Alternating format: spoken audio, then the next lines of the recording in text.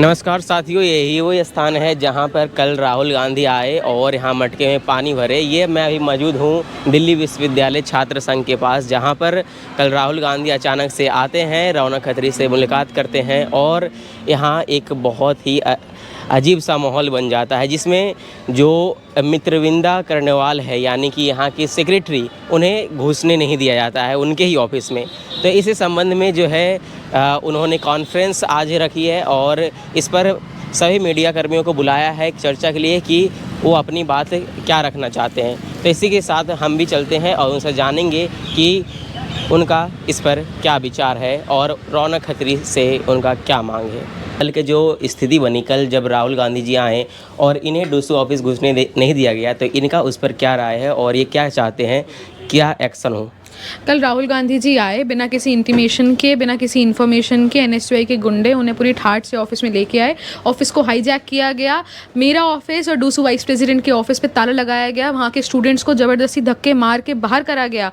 Main entry और back entry रोक कर अंदर 1 घंटे का एक टी सेशन करा गया, जिसको यूथ कनेक्ट का नाम दिया। ये कुछ नहीं है, ये पीआर स्टंट है। ये स्टूडेंट्स के साथ बदतमीज़ी करी गई है, जो मैनहैंडलिंग हुई है, जो मिसबिहेवियर हुआ है, वो एक सवाल खड़ा करता है कांग्रेस के एक्टिविज्म पे, एनएसयूआई के एक्टिविज्म पे, और सवाल खड़ा करता है कि यूनिवर्सिटी एडमिनिस्ट्रेशन उस समय में क्या कर रहा था। तो अभी आपकी क्या मांग है, आप क्या चाहते हैं कि आगे किस प्रकार का कार्रवाई हो। ये पहली बार नहीं है कि राहुल गांधी जी पूरे ठाट में बिना किसी को बताए दिल्ली विश्वविद्यालय में आ रहे हैं, यहाँ के स्टूडेंट्स की सिक्योरिटी को ब्रीच कर रहे हैं। ये दूसरी बार हो रहा है। इसके विरोध में प्रोक्टोरियल बोर्ड ने भी एक स्टेटमेंट निकाला है और एबीवीपी लेड डूसू, एबीवीपी के कार्यकर्ता और दिल्ली यूनिवर्सिटी के वो हर एक स्टूडेंट जो कल इस इंसिडेंट से अफेक्ट हुआ है, वो मेक श्योर करेंगे कि रौनक खत्री हो, राहुल गांधी हो या एनएसयूआई का कोई गुंडा हो, जिसने भी कोई गलत हरकत कल किसी छात्रा के साथ करी है, कोई बदतमीजी करी है, वो अपने एक्शंस के कॉन्सिक्वेंसेस फेस करें। लीगल कॉन्सिक्वेंसेस फेस करेंगे, एकेडमिक कॉन्सिक्वेंसेस फेस करेंगे। एनएसयूआई का आरोप है कि आप लोग जो है ये जो गतिविधि की है, इससे मतलब पीआर स्टंट था, आप अपना फेम कमाने के लिए आपने ऐसा प्रयास किया। तो इस पर आप क्या कहना चाहेंगे। मैंने राहुल गांधी को नहीं बुलाया, बिना किसी को बताए। हमारा कोई इनवाइटी नहीं आया जिसने ऑफिस को बंद करवाया हो, जिसे गुंडों ने छात्रों के साथ बदतमीज़ी करी हो। मैं ऑफिस आई, ऑफिस में जब मैंने बाहर सबको लॉक्ड देखा, मैंने पूछा कि क्या हुआ है, तो स्टूडेंट्स ने बताया कि उनके साथ बदतमीज़ी हुई है। मैंने देखा राहुल गांधी जी पूरा अपना लॉक करके ऑफिस को एक कमरे में बैठ के अपना पीआर स्टंट कर रहे हैं, अपने कैमरामैन लेकर वहाँ पर अपने मुट्ठी भर कार्यकर्ताओं के साथ यूथ कनेक्ट कर रहे हैं। तो that is not my PR, that is उनका पीआर जो फेल हो चुका है, क्योंकि उन्हें लगा था कि वो दिल्ली विश्वविद्यालय में आके ऐसी छोटी और गंदी नीच राजनीति करेंगे और कोई उनसे सवाल नहीं करेगा। उनसे सवाल हुआ, उनसे सवाल का जवाब नहीं दिया, तो वो भाग के अपनी गाड़ी में चले गए और विश्वविद्यालय कैंपस से भी निकल गए। ही नीड्स टू नो कि दिल्ली विश्वविद्यालय है, यहाँ पर आएंगे, सवाल पूछे जाएंगे, यूथ कनेक्ट करना है तो सवाल का जवाब दें, यहाँ से ना भागें।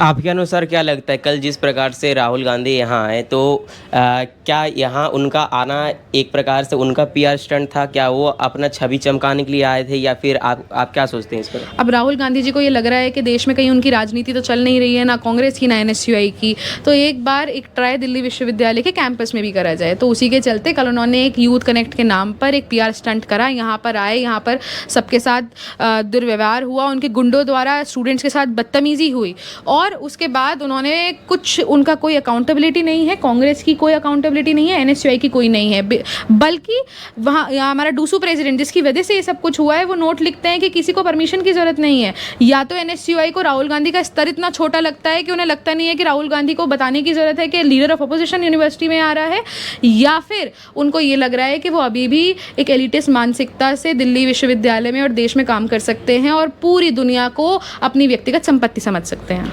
तो आप रौनक खत्री को आप क्या मैसेज देना चाहेंगे, क्या चाहते हैं आप अंतिम। मैं रौनक खत्री को, एनएसयूआई के एक गुंडे को, कल इस इवेंट में जिस व्यक्ति ने छात्राओं के साथ, स्टूडेंट्स के साथ बदतमीजी करी है, ऑफिस लॉक किया है, हर इस व्यक्ति को बताना चाहती हूँ कि they will face consequences. ABVP led DUSU, Akhil Bharatiya Vidyarthi परिषद के कार्यकर्ता लीगल एक्शन भी लेंगे, उनके ऊपर करवाएंगे और उसके साथ एकेडमिक एक्शंस भी करवाएंगे, ताकि ये गुंडागर्दी वो दोबारा ना करें, ऐसी हरकतें दोबारा ना हो। अभी हमारे साथ है वाइस प्रेसिडेंट भानु प्रताप। आप बताइए, जो कल जो घटना हुई, इस पर आप रौनक खत्री पर क्या टिप्पणी करना चाहेंगे। देखिए, टिप्पणी सिर्फ रौनक खत्री पर नहीं, मैं राहुल गांधी पर करता हूँ कि उनकी ऐसी क्या मजबूरी रही कि वो दिल्ली विश्वविद्यालय के अंदर बिना किसी प्रायर नोटिस के, बिना दिल्ली यूनिवर्सिटी को इन्फॉर्म करे, बिना दिल्ली पुलिस को इन्फॉर्म करे दिल्ली विश्वविद्यालय के अंदर उन्हें आना पड़ा।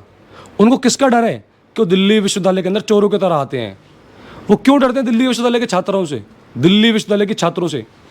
और मैं आपके माध्यम से राहुल गांधी को बता देना चाहता हूँ कि अगर वो भारतीय सेना पर सवाल उठाएंगे, भारत देश को अंदर से खोखला करने का काम करेंगे, तो दिल्ली विश्वविद्यालय का छात्र कभी बर्दाश्त नहीं करेगा और दिल्ली विश्वविद्यालय के अंदर उनके लिए कोई स्थान नहीं है। और जितनी बार वो दिल्ली विश्वविद्यालय के अंदर आएंगे उनको इस बात का जवाब देना पड़ेगा। और रौनक खत्री जो डूसू के अध्यक्ष हैं, कल उन्होंने दिल्ली विश्वविद्यालय के प्रत्येक छात्र के स्वाभिमान के साथ समझौता कराया, उनके जमीर को बेच दिया है। देखिए, कल जब ये घटना घटी उसके बाद दिल्ली विश्वविद्यालय प्रशासन से हमारा मिलना हुआ। खुद प्रॉक्टर ने ये प्रेस रिलीज दी है, नोटिस निकाला है कि राहुल गांधी ने दूसरी बार ऐसा करा है और जो एनएसयू के गुंडे इसमें उनके साथ थे, उनके साथ लीगल और एकेडमिक कार्रवाई होगी। ठीक है, रौनक खत्री को दिल्ली विश्वविद्यालय के प्रत्येक छात्र से माफ़ी मांगनी पड़ेगी और उनका जो रवैया है इसका खामियाजा उन्हें भुगतना पड़ेगा।